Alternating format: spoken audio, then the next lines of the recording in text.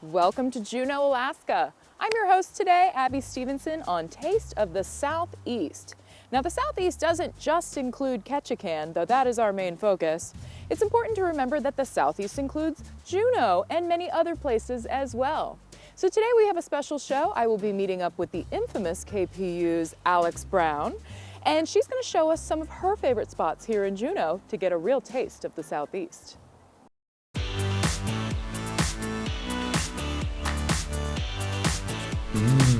Tasty. Alex! Welcome Hi. to Juneau! So good to see you. So good to see you too. Okay, where are we? What's going on? Give me the Wow. scoop. We are here down in downtown Juneau, right on Seward Street, which connects to Front and Franklin. This is the spot to be when it comes to visiting Juneau. So this downtown Juneau, I actually work for the Downtown Business Association now, so I am all about getting people to come and check out all the things we have here. And this is an adorable little street here with lots of family-owned stores. Exactly. With very unique, different vibes in it. Exactly. So, I mean, it doesn't matter where you're at, you're gonna find some locally owned treasures. So whether you're looking to do some shoe shopping, some plant shopping, some clothes shopping, hit up the breweries, distilleries, awesome foods, lots to eat, which brings us to where we are at right now. Which is, tell me about this. So this is the Rookery Cafe, and really this is where I like to go for my morning coffee or afternoon pick-me-up. Really great selection of food. They've always got something fun going on, and it's just a great place to start as you make your way across town checking out all of our great local shops. All right, well, let's head inside and check it out. Yeah, and get ready for the best latte of your life. Whoa, that's a lot of pressure. Don't worry, they'll hold up.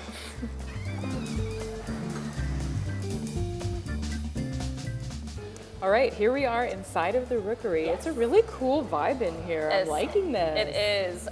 Coming home, you know, when I moved here back from Ketchikan, I was looking for the New York Cafe. You know what I mean? I get the vibe with the wooden wall. Yeah. Yes, and they really embrace local flavors here.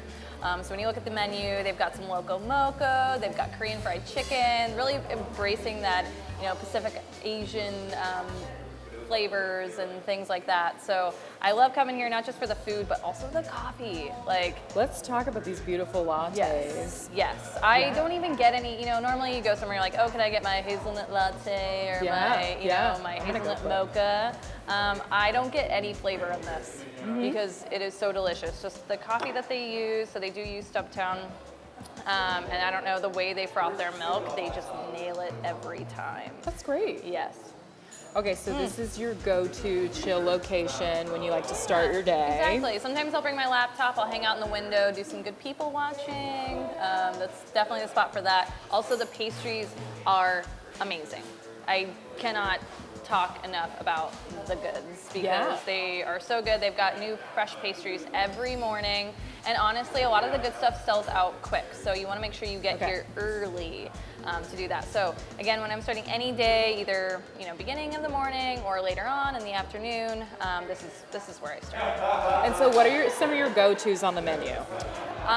So like I mentioned before, they do a really good job kind of incorporating those local flavors. So one of my favorites is the Loco Moco, and that's a Filipino favorite. And so that's basically just like rice with like, I mean, it's like kind of funny, but it's so good. Rice with like ground patties and then like this beautifully fresh made gravy and like eggs. Ooh, just, you know, the tasty. runny, delicious eggs when they break open, and it just gets over everything and saturates the whole plate. Yeah. That is delicious. I also love the patatas bravas. And so that's like a Spanish dish where they basically make a kind of a red sauce, and it's kind of like an aioli almost, like a smoky aioli. Exactly. Again, with those like poached eggs over the top. I love me a poached egg. And then the Korean fried chicken sandwich is another one of my favorites, and that's got a kimchi on top. So it is so good. But today we're gonna go with something a little sweet. So this is a delicious Danish, again made fresh on a puff pastry, and just like that looks great. I could eat this. I could eat like 12 of these. Cheers. Cheers.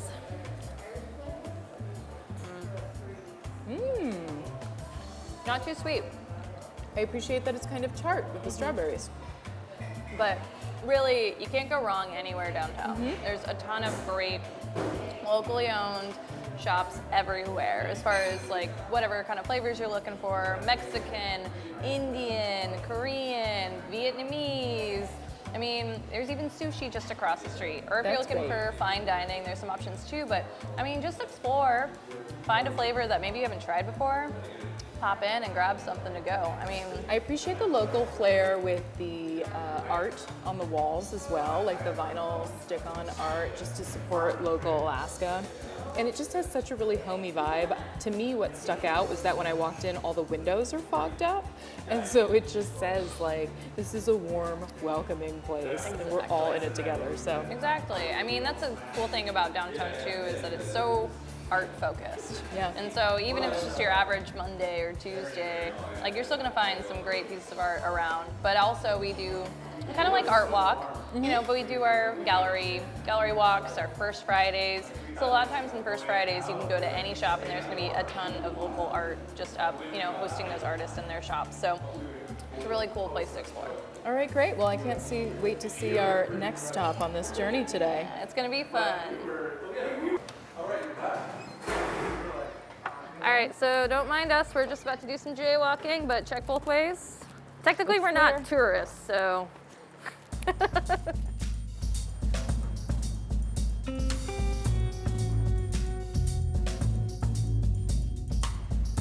There you go, my lady. Thank you. Hey! So we talked about art, we talked about First Fridays and gallery walk and such, and Juneau again is so art-centric, and I cannot think of a better place to show you than Annie Kale's. This place is a perfect place to check out while you're in town because it has so much to see, and it does a great job of showcasing not just Juneau artists, but Alaskan artists, Canadian artists, really artisan-focused spot to see. And I believe they host something of like 160 artists just throughout the shop. So everything you could think of, from pottery to prints to the most adorable baby clothes I've ever seen in my entire life, and everything else in between. So, and I love to see a little bit of Ketchikan represented behind us here with the Von Zerbitz. Exactly, our homegirl Von Zerbitz has got a little spot on the wall here. A really great selection of prints, especially. I love the Von stuff. I also really love Alice Tierstig. She's originally from Juneau, and she does these beautiful, colorful prints. Yeah. And of course, Allie High, as you see behind me, beautiful form line. I mean, just does a great job of taking that Tlingit art and kind of putting her own spin on it, really adding that touch of femininity, and I'm obsessed. So again, this is the perfect place to see and feel and check out just some great art pieces. Now, I understand that the art scene for Indigenous art is growing quite a bit in Juneau. Can you tell me a little bit about that? Yes, so Juneau is considered the epicenter of Northwest Coast Indigenous art and is really working to build upon that. And so we'll check it out, but See Alaska has this new cultural arts center that they're working on building upon, and it is really the place to check out reasons to come to Juneau and giving other people a way to kind of get some insight into what that looks like. So let's go check that out. Yeah, I can't wait. Let's do it. They're waving us. Okay. Yeah, these are beautiful. They really are.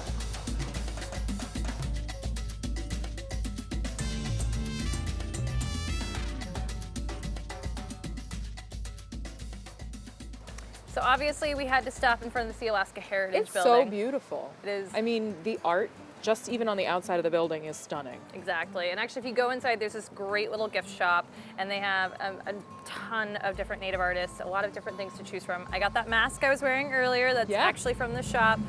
Ways to, help support local artists. Yep. That's a great way to do it. Now I'm hearing some construction beeps behind me. It seems like there's a lot of construction going on. Can you explain to me a little bit about what's happening? Yes, so this is kind of that idea of turning Juneau into the sort of cultural center for Northwest Coast Indigenous art. And so actually right next door to us, this beautiful cedar building with copper, that's actually going to be the art campus. Behind me is the Walter Soboleff building, and there's a variety of things here to see, but I believe a lot of the things that are going to be happening, that sort of art scene that we were talking about earlier, earlier, that's all going to be taking place over here. So let's definitely keep an eye on it. Plan on checking back, because I'm sure once it's done, it is going to be beautiful. It's wonderful to see such a great cultural resource right here in the hub of Juneau. Exactly, and Juneau it's so rich, not just in culture, but in history. And so actually, we're gonna go to our next stop on our Southeast Taste of Juneau tour, over to Perseverance. So let's head out. Let's do it.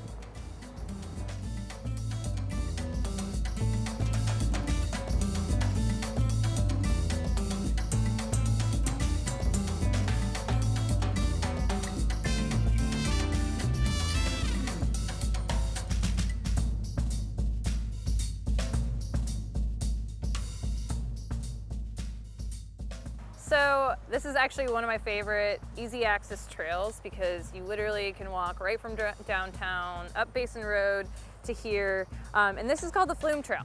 We got here in 5 minutes from downtown. Yeah, it's right there. And I also appreciate that you brought your dogs. Yes, It is a dog-friendly place. I had to. You know, this is definitely a local trail. Okay. Like this is where people bring their dogs. This is where they ride their bikes. This is where you walk with your kids. And the history with it is, I mean, Juneau first and foremost was a mining town when and the founders, Joe Juneau and Richard Harris, came in and worked with actually the Auk village, and found a bunch of mines, just a ton of gold. And so we actually had 3 operating mines at one point. And there's a series of tunnels underneath downtown as well, right? Yeah. I think you were mentioning that before. There's a ton of history, and it's so cool, and there's lots of ruins to check out. So, whether you're going over to the Treadwell mine and checking out Douglas, or back here at Perseverance, there's lots of ruins to explore, old mining caverns, things like that.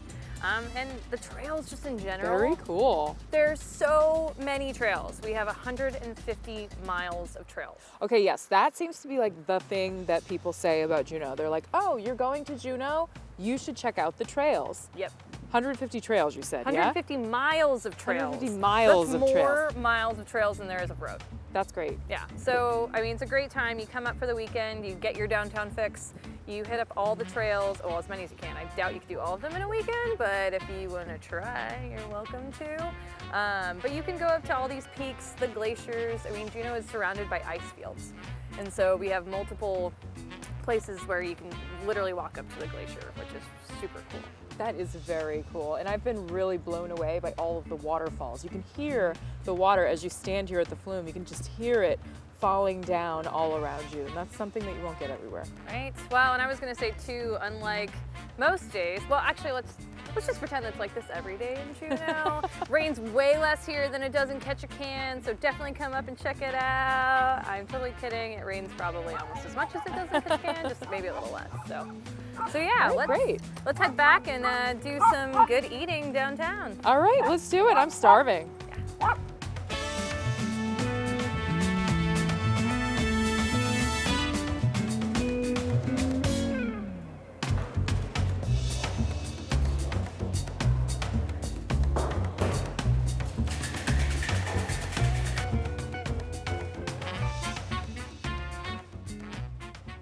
So obviously, we had to come get a local craft cocktail. Yeah, from we have to Amalga. rotate into nighttime in Juneau scene. Yes, the nightlife in Juneau is so fun, so quirky, so weird, so eclectic. It's worth checking out, and there's no better place to start than at Amalga.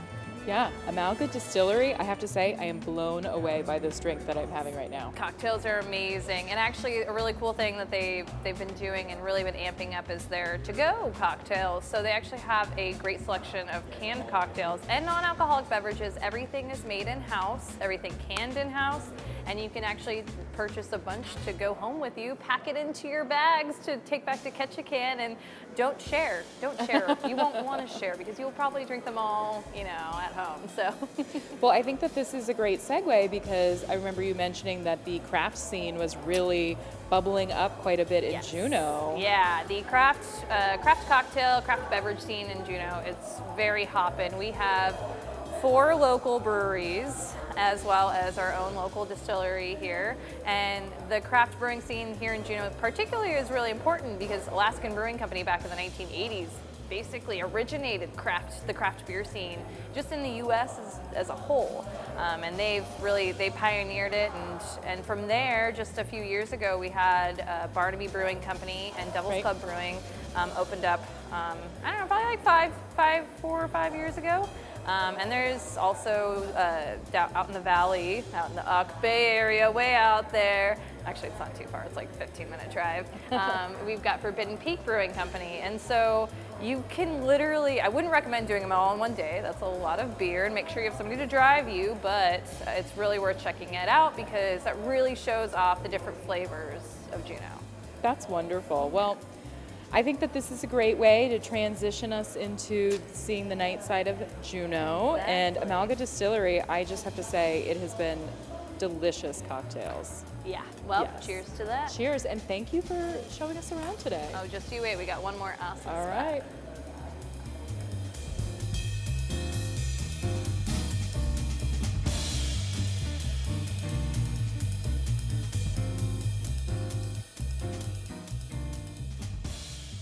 So obviously we could not do anything but end up at a brewery for the end of our night. Of course. And the food is just as good as the beer. Obviously the beer is the star here, but the food is phenomenal. And just to clarify, we were at Devil's Club Brewing. Exactly. And so why do you select this spot? Why is this your place you like to end the night? I mean, honestly, I love all of our breweries in Juneau. We've got a great selection. You can't go wrong with any one of them.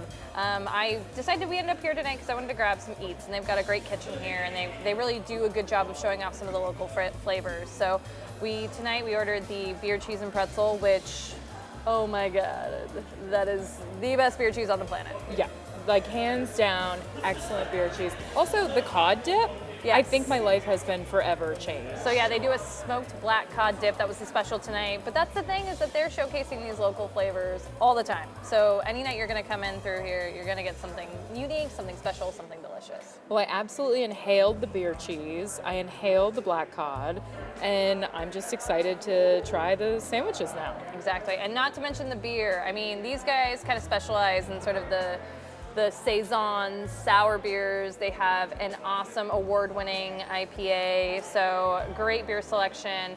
And it's just another stop along the way. The nightlife in Juneau is fantastic. So again, maybe kick it off at the breweries, whether that be Barnaby or here or Amalga, and then you can kind of just dive into the night from there. Well, thank you so much for showing us your hidden gems here in Juneau. You know, it's not very often that KPU gets to take a field trip to somewhere else in Alaska. I know a lot of people in Ketchikan, we think a lot about going down south to find accessible goods or fun places to go. But you know what? Right here in South Alaska, we got to do the Taste of the Southeast yet again with Alex. I keep telling everybody it's a quick 30-minute flight from here to Juneau. You know, you can head out at 9 p.m. at night on Flight 69. It's a straight shot right here. You don't have to worry about the milk run. I mean, granted, if you want to take your time and read a couple of books, it's a great way to go. But I mean, why not do a straight shot? You can do that both ways. And so it's a great way to have a nice weekend trip. Yeah. The mountain here is fantastic. Eagle Crest Ski Lodge is amazing with great runs. So bring your ski gear, bring your whole family, come up for a nice weekend in Juneau. It is totally worth it. And Ketchikan, I would not steer you wrong. I love you. And I want all of you to come up here and come see this place that I love. Wonderful. Well, thank you very much, Alex. Cheers. Cheers. To being an excellent host today. Thank you, and don't be strangers. Please come up here.